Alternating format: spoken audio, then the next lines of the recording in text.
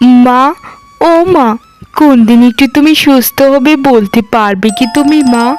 আমার আর ভালো লাগে না মা। তোমাকে এই অবস্থায় দেখলে আমার বুকের ভেতরটা দুমড়ে মুচড়ে একাকার হয়ে যায়। মা, তোমার হাতের রান্না খাই না সেই কত দিন হয়ে গেল। কোন দিন একটু তুমি বসতে পারবে মা? একটু উঠে দাঁড়াতে পারবে? বলো না মা, উত্তর দাও, চুপ করে থেকো না।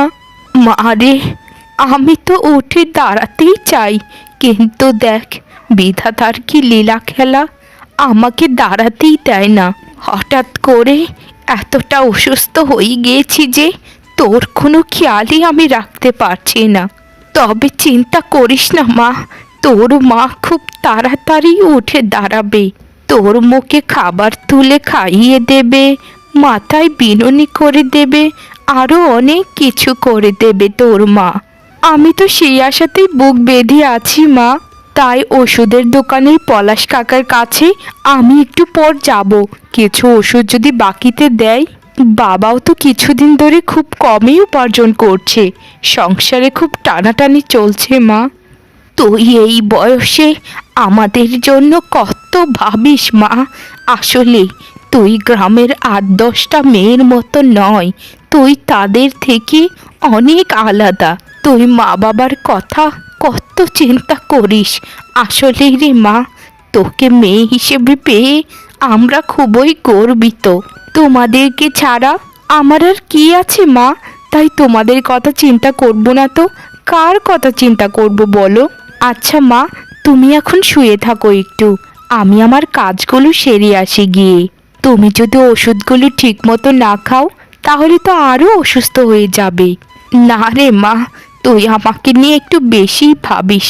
আমি এতটাও অসুস্থ হয়ে যাচ্ছি না। বিধাতার যেদিন ডাক পড়বে সেদিন এমনিতেই চলে যেতে হবে। এত ওষুধপত্র খেয়ে কি লাভ মা? না ভাই, জঙ্গলের এদিকটাতে আর কাঠ কাটা যাবে না। এরকম ভেজা সেতে কাঠ বাজারে বিক্রিও হতে চায় না। সংসারটা যে কিভাবে চালাবো সেই চিন্তাতে আমার মাথা খারাপ হয়ে যাচ্ছে। তা একদম তুমি ঠিক কথাই বলেছ। আমাদের কাঠুরেদের অবস্থা খুবই খারাপ। আমার মেয়েটা কিছুদিন ধরে খুবই অসুস্থ। কি যে করব কিচ্ছু বুঝতে পারছি না। এভাবে যদি অল্প কিছু রোজগার হয় তাহলে তো কিছুতেই কিছু হবে না। সংসার চালাবো নাকি মেয়ের চিকিৎসা করব। তুমি তো জানোই ভাই আমার সংসারের যে কি হাল। আমার গিন্নিটা সেই কদিন ধরে অসুস্থ হয়ে বিছানায় পড়ে আছে। সুস্থ হওয়ার কোনো লক্ষণই তার মাঝে দেখছি না। ওষুধপত্রের পেছনে অনেক টাকা খরচাও হয়ে গিয়েছে। মেয়েটাও বড় হচ্ছে, কি যে করব ভাই কিছুই মাথায় আসে না। আর একটু বড় হলে মেয়েটাকে তো বিয়ে দিতে হবে, সেই টাকাও তো আমাকে জোগাড় করতে হবে। সব দিক থেকেই আমাদের গরিবদের অবস্থা খুবই বেহাল ভাই। মাছের বাজারে সবজির বাজারে আগুন ধরেছে, কিছুই কিনে খাওয়া যায় না। কি যে খাবো আমরা গরিবরা সেটাই বুঝতে পারি না। হ্যাঁ রে ভাই, এই অবস্থাতেই চলতে হবে আমাদেরকে, আর কিছু করার নেই। ধনীরা আরো ধনী হচ্ছে, গরিবরা আরো গরিব হচ্ছে, এটাই সমাজের বাস্তবতা। চলো ভাই, এখন বাড়ির পথে রওনা হয়ে যাই। এখানে বসে থেকে আর লাভ নেই। এই কাঠগুলো বিক্রি করে কটা টাকা হাতে নিয়ে বাড়িতে যাই। হ্যাঁ ভাই, তাই করো, চলো বাড়িতে চলে যাই। পলাশ কাকা, মায়ের সকল ওষুধই শেষ হয়ে গেছে। দয়া করে আর কিছু ওষুধ যদি বাকিতে দিতেন তাহলে খুবই উপকৃত হতাম। দয়া করে কিছু ওষুধ আমাকে বাকিতে দিন পলাশ কাকা। কিছুদিন পর বাবার রোজগার যখন বৃদ্ধি পাবে তখন সব শোধ করে দেব। আমাকে কি তোমরা বোকা পেয়েছো? কিছুদিন পর পর ওষুধ নিয়ে যাও, টাকা দেওয়ার নামে কোনো নামগন্ধ নেই। আর আমি তোমাদের ফাঁদে পা দিচ্ছি না বাপু। তোমরা যখন ওষুধের টাকা দিতেই পারবে না তাহলে রোগ বাঁধাও কেন? আমাকে ক্ষমা করো বাপু, আমি আর তোমাদেরকে বাকিতে ওষুধ দিতে পারবো না। অন্য দোকান থেকে বাকিতে নিয়ে যাও। এভাবে বলবেন না কাকা, এটা আমার মায়ের জীবন মৃত্যুর ব্যাপার। দয়া করে আপনার দুটো পায়ে পড়ি, আমাকে কিছু ওষুধ দিন। আমি আপনাকে কথা দিচ্ছি কিছুদিন পর আপনার সকল টাকা শোধ করে দেব।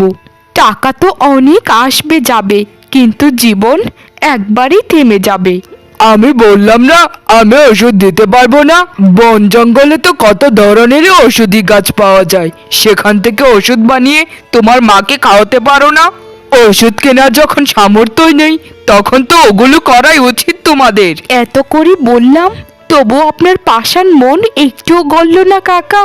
আচ্ছা ঠিক আছে, ওষুধ দিতে হবে না, আমার মাকে বিধাতাই রক্ষা করবে।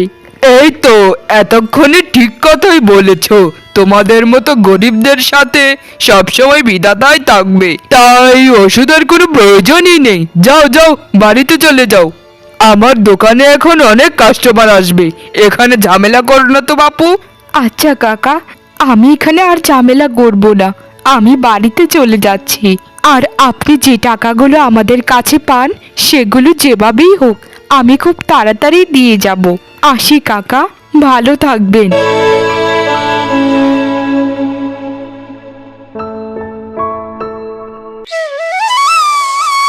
আমার মণিমালা মা, কোথায় গেলি তুই? আয়, তোর বাবার বুকে আয়। মণিমালা মা, কোথায় গেলি তুই আমাকে ছেড়ে? আয় না মা। দয়া করে আপনি একটু চুপ করুন। আমাদের মেয়ে মণিমালা হারিয়ে গেছে সেই 15টি বছর হয়ে গেছে। তার শোকে আপনি তো পাথরে হয়ে গেছেন। জমিদারির কাজ সব কিছুই মাথার উপরে উঠে গেছে। আমাদের মণিমালা কোনো দিনও আর ফিরে আসবে না, এই সত্যটা আপনাকে মেনে নিতেই হবে। আমি তো ওর মা, আমারও তো কষ্ট হয় ওর জন্য, কিন্তু আপনি একটু বেশি ভেঙে পড়েছেন ওর জন্য। বিধাতা যদি কপালে লিখে থাকেন তাহলে আমাদের মণিমালা একদিন না একদিন আমাদের বুকে ফিরে আসবেই আসবে। সেই আশাতেই তো আমি আছি গিন্নি। কত বছর পর আমার একটা সন্তান বিধাতা দিয়েছিলেন, তাও আবার কেড়ে নিলেন। জানি না আমাদের মণিমালা কোথায় আছে, সে কেমন আছে। যত দিন যাচ্ছে আমার মণিমালার শোক আমার মনের মধ্যে কেটে বসেছে। তুমি জানো কি গিন্নি, আমার মেয়ে কোন দিন আমার বুকে ফিরে আসবে? খুব তাড়াতাড়ি আমাদের মেয়েকে আমরা খুঁজে পাবো, দেখো তুমি। আমার মন বলছে তুমি এখন একটু সুস্থ হয়ে যাও না। জমিদারের কত কাজ পড়ে আছে, সেই কাজগুলো হাতে তুলে নিয়ে গ্রামবাসীদের একটু উপকার করো। আমি একা সবকিছু সামলাতে পারছি না গো, আমার খুবই কষ্ট হয়ে যাচ্ছে। কিভাবে সুস্থ হব গিন্নি? আমার মেয়েকে ছাড়া আমি বাঁচবো না। মণিমালা হারিয়েছে সেই 15টি বছর হয়ে গেছে, কিন্তু আমার মনে হচ্ছে সেই সেদিনে তো হারিয়েছে আমার মা। ফিরে আয় মণিমালা মা, আমার বুকে ফিরে আয়। আপনি একটু শান্ত হন না, আর কত কাঁদবেন? চোখের নিচে কালি পড়ে গেছে আপনার, কোনো ওষুধই কাজ করছে না আপনার উপর। আমার সম্পূর্ণ বিশ্বাস আছে আমাদের মেয়ে এখনো বেঁচে আছে। সে যেখানেই থাকুক না কেন, বিধাতা তুমি ওকে রক্ষা করো। মা শিউলি, কি রান্না করছিস রে মা? ঘরে তো কিছুই নেই রান্না করার। আরে বাবা, তুমি চলে এসেছো কাজ থেকে? এই তো বাবা, অমলা কাকির এখান থেকে কিছু চাল ধার করে এনেছি, এগুলোই রান্না করছি বাবা। বসো না বাবা, দুটো কথা বলি তোমার সাথে। সারা দিনেও তো তোমার সাথে দুটো কথা বলতে পারি না, আর আমার সাথে কেউ মিশতেও চায় না বাবা। বলে আমরা নাকি অনেক গরিব, তারা মিশলে নাকি তারাও গরিব হয়ে যাবে, তাই আমিও কারো সঙ্গে মিশি না বাবা। মারে, আমরা গরিব হতে পারি, কিন্তু তোর মতো মেয়ে যে ঘরে আছে সে বাবা কখনোই গরিব নয়। তুই কত ভালোবাসিস আমাদেরকে মা, কিন্তু দেখ না মা, আমি তোর কত একটা হতভাগ্য পিতা। তোর ভবিষ্যতের জন্য আমি কিছুই করতে পারলাম না। এই যে দেখ না মা, আজ সারাদিন কাঠ কাটলাম, একটা কাঠও বিক্রি হলো না, তাই কাঠগুলো নিয়ে চলে এসেছি বাড়িতে। বিপদ যখন আসে তখন এমনই করেই বুঝে আসে বাবা। মায়ের শরীরটাও দিন দিন খুবই খারাপ হয়ে যাচ্ছে। পলাশ কাকার দোকানে গিয়েছিলাম ওষুধ বাকিতে আনতে, কিন্তু আমাকে তাড়িয়ে দিয়েছে বাবা। এই জীবনে আমাদের মতো গরিবদের কোনো সুখই লেখা নেই। তবে আমার মন কি বলে জানো বাবা, আমাদের খুব শীঘ্রই ভালো দিন আসবে, সেদিন আমাদের আর কোনো অভাব থাকবে না। কিরে ফুলি, রান্না করতে আর কত দূর? তোদের জমিদার মশাইয়ের তো খিদে পেয়েছে, আর আমারও তো খিদে পেয়েছে। কখন রান্না হবে বল তো? তুই তো এখন দেখা যায় কাজে খুবই ফাঁকি দিতে শুরু করে দিয়েছিস। দেরি করেও আসিস প্রতিদিন, আর রান্নাটাও দেরিতে করিস। কই, চুলায় তো এখনো আগুনই ধরাসনি। আমি তো এখন আপনার কাছে যেতে চাচ্ছিলাম গিন্নিমা, এখন আপনিই চলে এসেছেন। আসলে হয়েছে কি গিন্নিমা, রান্না করার কোনো কাঠই নেই। গতকাল কি বলবো বলবো বলতে বলতে ভুলে গেছি আপনাকে। কাঠ ছাড়া তো রান্না করা যাবে না গিন্নিমা। আসলেই তোকে যে কি বলবো সেটা আমার মুখে আসে না। তুই আজ বলছিস যে কাঠ নেই। ঠিক আছে, আমি লোক পাঠাচ্ছি তাড়াতাড়ি কোথাও থেকে কাঠ নিয়ে আসার জন্য। গিন্নিমা বলুন, কি হয়েছে? আমাকে জরুরি তলব করেছেন যে, কোনো সমস্যা হয়েছে কি গিন্নিমা? আরে না, তেমন কোনো সমস্যা নয়। আসলে রান্না করার কাঠ নেই। গতকালকেই কাঠ শেষ হয়েছে, আর রান্নার মেয়ে আজ সকালে আমাকে বলছে যে কাঠ ছাড়া রান্না করব কিভাবে। দেখো তো বাপু, এটা কি কোনো কথা হলো? তুমি এক কাজ করো, গ্রামের কোনো কাঠুরের কাছ থেকে আপাতত কিছু কাঠ নিয়ে এসো। এখনের রান্নাটা হোক, তারপরে দেখা যাবে। ঠিক আছে গিন্নিমা, আমি এক্ষুনি যাচ্ছি। গ্রামের এক কাঠুরে আছে আমার পরিচিত, ওর কাছে সচরাচর কাঠ পাওয়া যায়। ওকে গিয়েই বলছি তাড়াতাড়ি কাঠ দিয়ে যেতে। ঠিক আছে, আর কোনো কথা না বলি এখনই তাড়াতাড়ি চলে যাও। ঠিক আছে গিন্নিমা, আমি এক্ষুনি যাচ্ছি।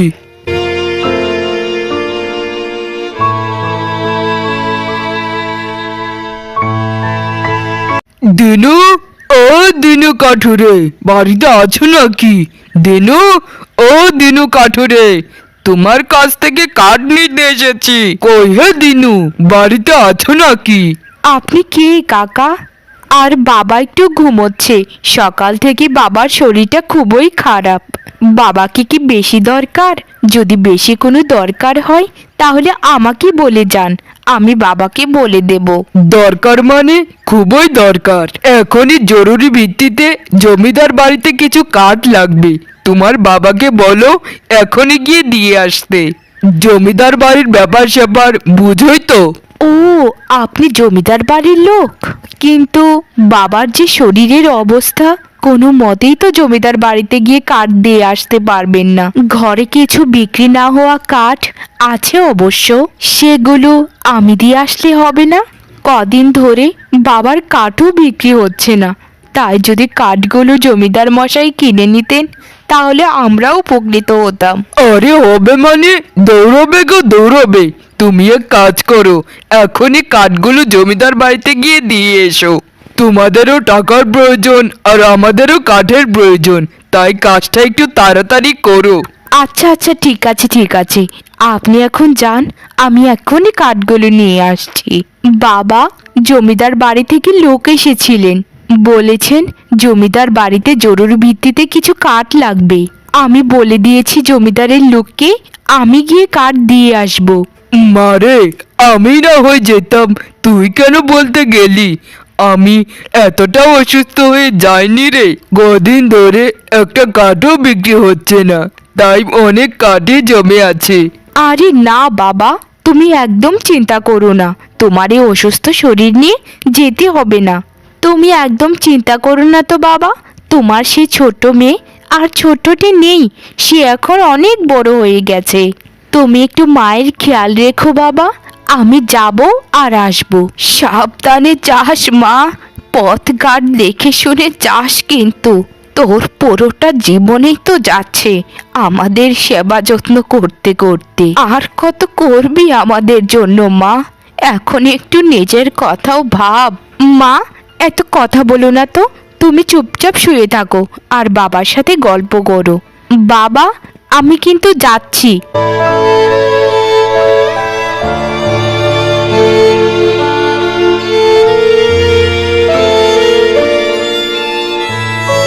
এই ধরুন মশাই, ঘরে যা কাঠ ছিল সব কাঠই আপনাকে দিয়ে গেলাম। এখন যদি দয়া করে কাঠের টাকাটা দিয়ে দিতেন তাহলে খুবই ভালো হতো। ঘরে অসুস্থ মাকে রেখে এসেছি, তাই আমাকে তাড়াতাড়ি যেতে হবে। টাকা তো আমি দেব না মেয়ে, টাকা দেবে জমিদার গিন্নিমা।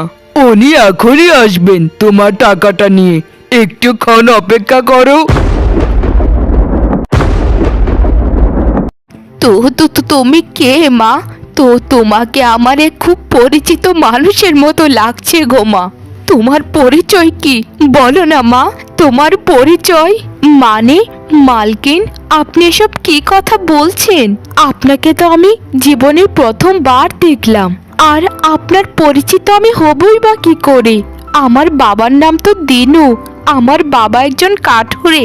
আপনার কথা ভুল হচ্ছে মালকিন। না না না না না না, মায়ের চোখ কখনো মিথ্যে কথা বলতে পারে না। এই মুহূর্তেই তোমার বাবাকে তলব করো, তাড়াতাড়ি বলো যে জমিদার গিন্নির ডাক পড়েছে, তোমাকে এখনই দেখা করতে হবে। আমি এত বড় ভুল করতেই পারি না। তাড়াতাড়ি বলো মা, তাড়াতাড়ি বলো। আপনি এত উদ্গ্রীব হবেন না, দয়া করে একটু শান্ত হন। আমি আমার বাবাকে এখনই খবর পাঠাচ্ছি। আমি কিচ্ছু বুঝতে পারছি না মালকিন, আপনি কি কথা বলছেন আর কেনই বা বলছেন? দিনু, তোমাকে জমিদার আদেশ করছে, তাড়াতাড়ি বলো সত্যিটা কি। এই মেয়েটা কে? এটা তোমার নিজের মেয়ে কখনোই হতে পারে না। বাবার চোখ কখনোই ভুল বুঝে না। এই আমার হারিয়ে যাওয়া মেয়ে, সেই চোখ, সেই চাহনি। আমার মেয়ের চোখও এরকম ছিল। তাড়াতাড়ি বলো দিনু, তোমাকে অনুরোধ করে বলছি। জমিদার মশাই, আপনি ঠিকই আন্দাজ করেছেন, এ আমার নিজের মেয়ে নয়। আজ থেকে 15 বছর আগে আমি জঙ্গলে গিয়েছিলাম কাঠ কাটতে। তখন সেখানে দেখি একটি গাছের নিচে একটি ফুটফুটে বাচ্চা পড়ে আছে। তাকে দেখে আমার বড্ড মায়া হয়েছিল। আহারে, এরকম ফুটফুটে বাচ্চাটাকে কে ফেলে গেল? কেউ চায় না, আর কেউ কেঁদেও পায় না। আমিও তো নিঃসন্তান, আমাকে বোধহয় বিধাতাই এই সন্তান দান করেছে। একে আমি আমার বাড়িতে নিয়ে যাব, নিয়ে নিজের মেয়ের মতো লালন পালন করে মানুষ করব। চল মা, বাড়িতে চল, আমি যা খাই তোকেও তা খাওয়াবো। এরপর ওকে আমি বাড়িতে নিয়ে আসি। এরপর জানতে পারি কোনো এক অজানা ব্যক্তি এসে এই বাচ্চাটিকে জঙ্গলে ফেলে রেখে গিয়েছিল, কিন্তু আমি তার খোঁজ নেইনি, কারণ আমি নিঃসন্তান ছিলাম। ওর মায়াবী মুখটা দেখে আমি সব কিছুই ভুলে যাই, নিজেকে পিতা বলে পরিচয় দেই। এ আমার হারিয়ে যাওয়া মেয়ে, এ আমার মেয়ে মণিমালা। আজ থেকে 15 বছর আগে আমার বাচ্চাকে আমার শত্রু চুরি করেছিল, কিন্তু তাকে যখন আমি খুঁজে পেয়েছি তখন সে মৃত্যু পর্যায়ে ছিল। সে শুধু আমাকে এটাই বলেছিল যে আপনার মেয়েকে আমি জঙ্গলের আশেপাশে রেখে গিয়েছি। আমার মণিমালা মা, মা তোর জন্য তোর বাবা আজ 15টা বছর ধরে কান্না করছে। হ্যাঁ জমিদার মশাই, এই হয়তো আপনার সেই হারিয়ে যাওয়া মেয়ে। আমি ভেবে অনেক খুশি জমিদার মশাই, আপনার মেয়ে আমার কাছে অনেক কষ্টে ছিল, কিন্তু এখন থেকে সে আর কোনো কষ্ট করবে না, সেই বাকিটা যেমন সুখেই থাকবে। তার মানে আমার আসল পিতামাতা আপনারা?